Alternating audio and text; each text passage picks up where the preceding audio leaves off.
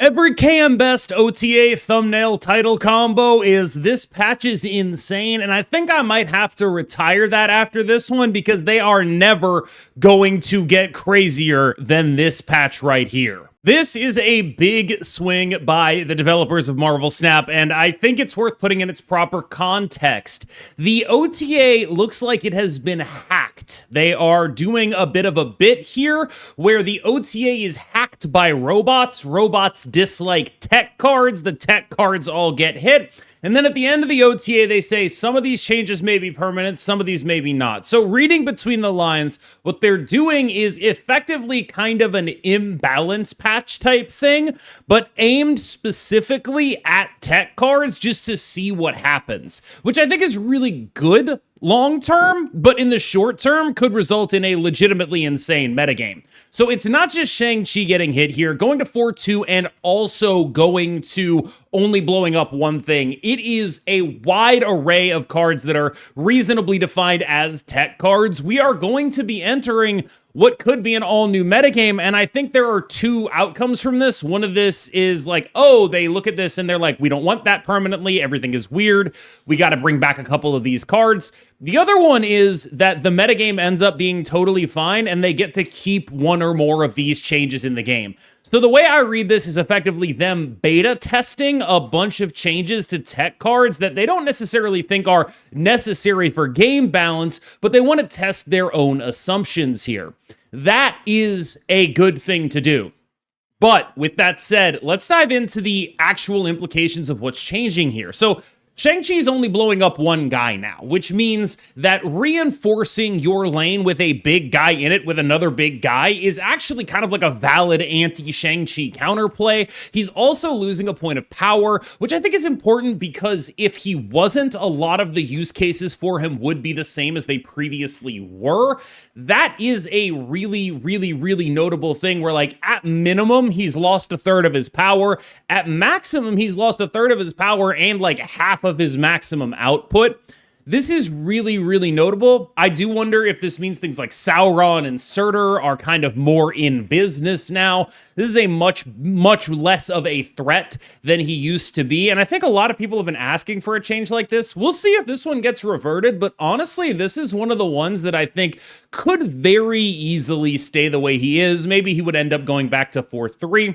Throughout this video, I'll be talking about which of these changes I think are likely to stick around and which of these I don't, or at least which of these my guess is, because obviously I can't see the future. I don't know how a metagame is going to develop, but I do think that largely this actually makes Shang-Chi more interesting to play against and less of a one-size-fits-all answer because it allows you to reinforce the lane that he is going in a meaningful way. So I actually think this adds depth to Shang-Chi. I'll be interested to see if it subtracts depth from the metagame by making certain strategies a little bit too hard to counter.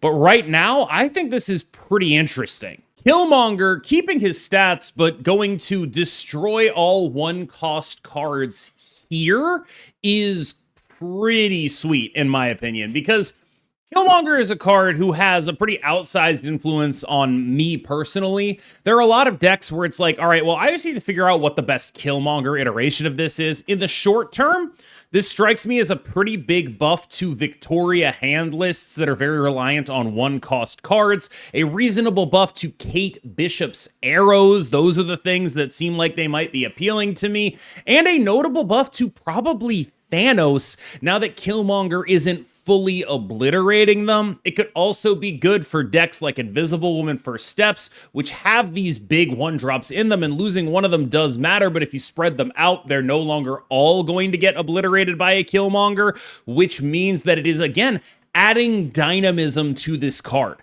Like, I don't know if this was the intent, but largely when I see this change and I see the Shang-Chi change, they are more dynamic cards now. There is more interesting stuff to think about now with these cards than there previously was when they were just, this does this, full stop. And I wonder about that because to me, this looks like the game getting more interesting, but it does reduce their ability to be meaningful stopgaps on this kind of stuff. So is weakening the release valves worth it to make the release valves more interesting? Like when I come away from this patch, that feels like the question that I'm asking. And I think in these cases, I would not be shocked to see the Killmonger stick around in the same way that I would not be shocked to see Shang-Chi stick around. I think this is actually the kind of thing that could work for this. It just would probably require more cards in this space. But frankly, I would rather have more cards in the anti-one-drop space and have them all be at a relatively lower power level like this if it made the gameplay more interesting. And I do think that cards like Killmonger and Shang-Chi, these very one-size-fits-all cards, you know, that is a way they can make them more interesting. Like, largely, I think, again, understanding that some of these changes are going to be reverted, just gut check, I think this is just a good change, period. Enchantress going to 5/8, like, don't get me wrong, that's, like, ostensibly a nerf, but I find it hard to believe that this is actually a worse card now. Like, when I see this, I'm like, dog, I am obliterating your Devil Dinosaur. I am obliterating your Darkhawk. I am obliterating your Ronin. Like, this might actually be a buff. I look at this and it's like, yes, that'll make Enchantress, again, less of a one-size-fits-all card, right? But honestly, it's just kind of sick. Like, where Shang and Killmonger are, like, clearly weaker in a meaningful way, I kind of think 5/8 Enchantress is just like, yeah, I'm chill with that. I'm probably going to get something, and a 5/8 with upside, there's a lot of good cards in that space.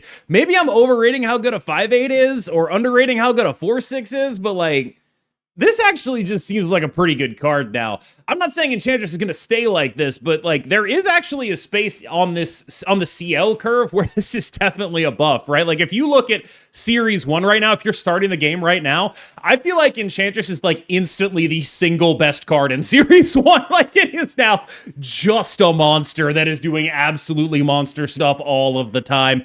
A 5/8 blowing up all my opponent's cards. There's so much ongoing in the base, like when you're just starting Marvel Snap, that like this is actually a riskier swing than I think they intended it to be. This is like, we are maybe severely imbalancing the early game experience by doing this, because she's just like instantly the best 5-drop in the game. Like just immediately the best 5-drop in the early game experience.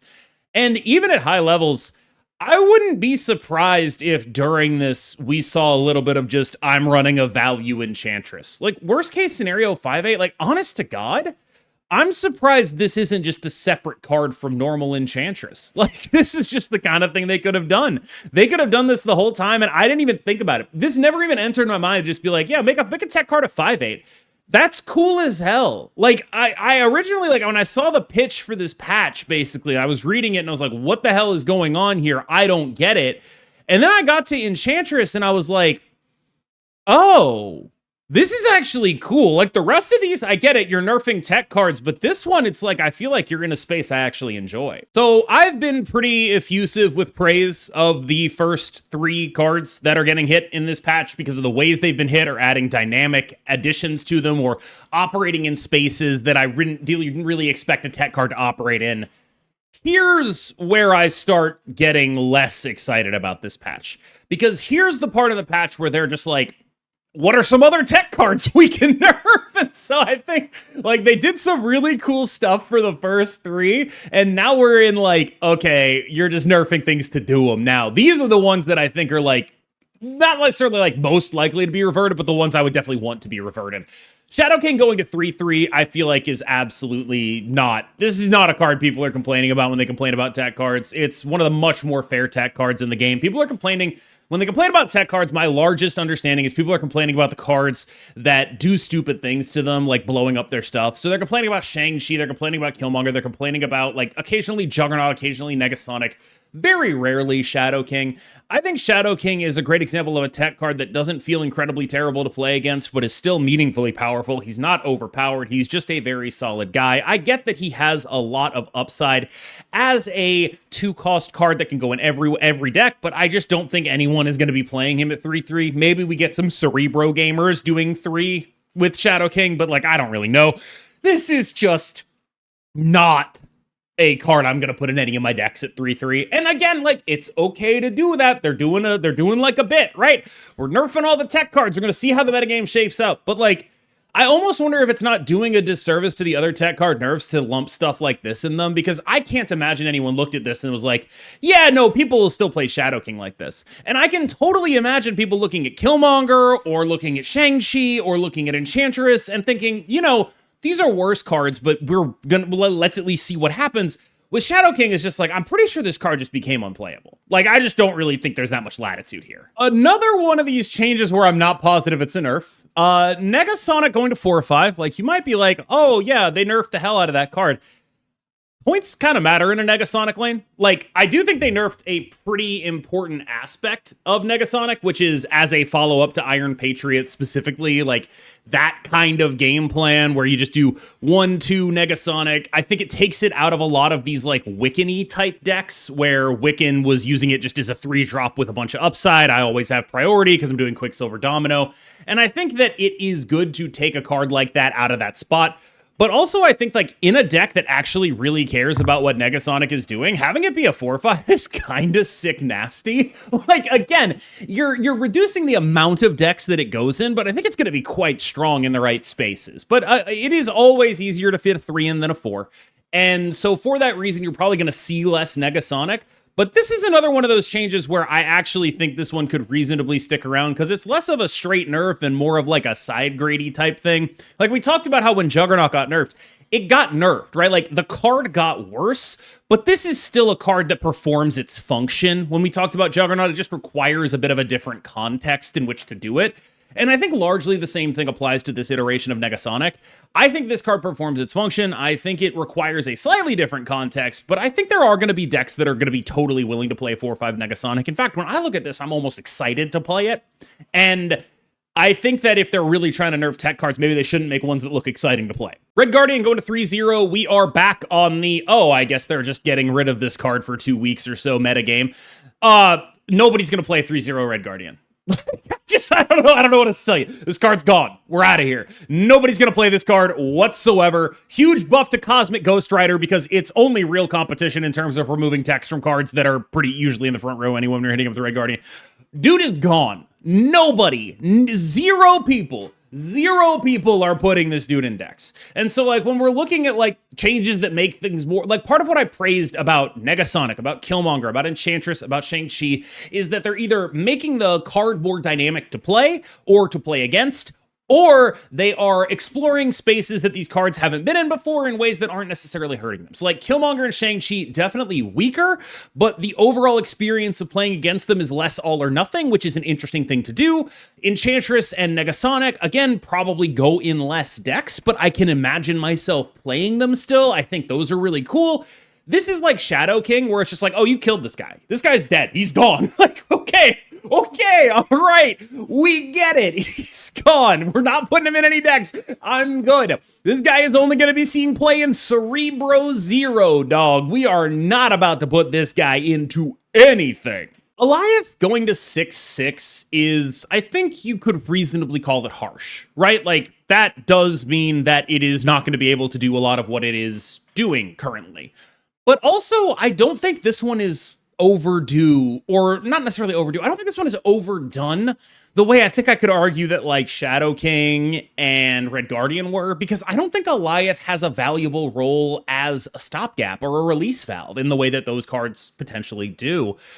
Eliath is just a door slammer, and I don't think that it's very interesting to have a big card like this be as big and as common as it is. This being like a good enough card that Wiccan decks just play it as top end because 6/9 is not that much worse than whatever they would get. Like, this is one of those changes where like maybe they reduce the like overall impact of it. Instead of going to 6/9, they go to like, instead of going to 6/6, they go to like 6/7 or 6/8 or something. But I do think that this is a change I'm generally in favor of directionally, where like with Shadow King and Red Guardian, it's like, okay, what are you doing? Please revert these as soon as possible. I really hope they're on the list of potential reverts in a couple of weeks. This one is like, you know, maybe we can take it or leave it. Maybe I'm just cool with that. I fear people might get mad at me for this, but I think this one's on the list of things I think make the card more interesting.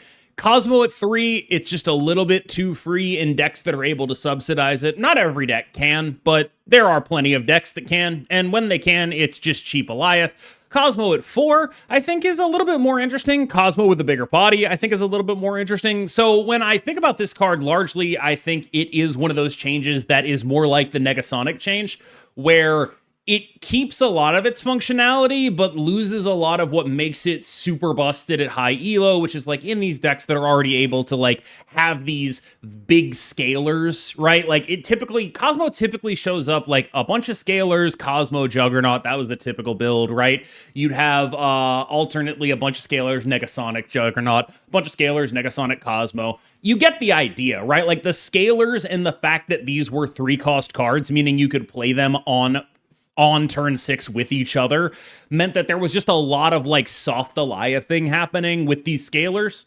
and that is bad. And I think it is probably good that they hit all of that stuff consecutively.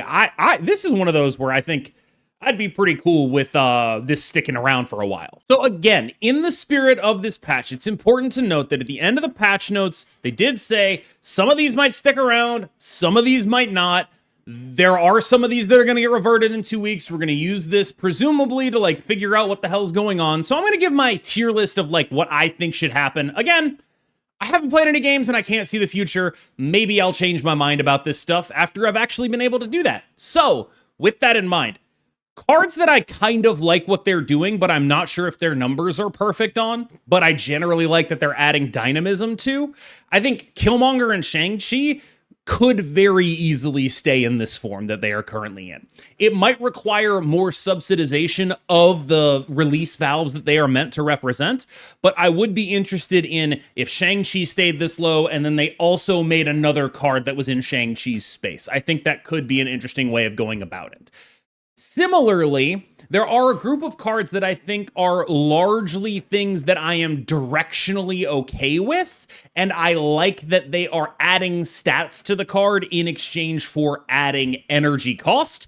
Enchantress is this, Cosmo is this, Negasonic is this. Those are the 3 that really stick out to me as like, I wouldn't be shocked if those stuck around, but also I don't see like a pressing need to do that. And then there are the ones that I think are just like, I don't think you can reasonably do this. These feel like they were thrown in here just because they are tech cards, and I think you have been overly harsh to them. Shadow King and Red Guardian are that. And I can't tell where exactly Goliath fits in to my 3 categories, but what I can tell you is like the first 2 categories are the ones that I would be interested in seeing stick around for a while, and the latter group of them, I think, no one wanted a Shadow King nerf. Like, I get it, you're doing a tech card thing, but like Shadow King and Red Guardian, those were good guys, and I just don't think there were people out there clamoring for that. So with that in mind, I've been KMBest and you've been phenomenal. What do you think about both this patch as a swing and alternatively the use of patches to just like test stuff out and see what happens? Are you in favor of that? Do you like doing just like a metagame shakeup and then we're going to be like, all right, we're going to see how this goes. You guys don't want tech cards in the game. Let's see what happens. Are you okay with like being a lab rat, I guess? Because I kind of am. I think they did a good enough job in this. I wish they hadn't done a couple of these changes, but I think this is generally something I'm interested in. And I think they're probably going to want feedback like that. So let me know what you think in the comments. And as always, we'll see you in the next one.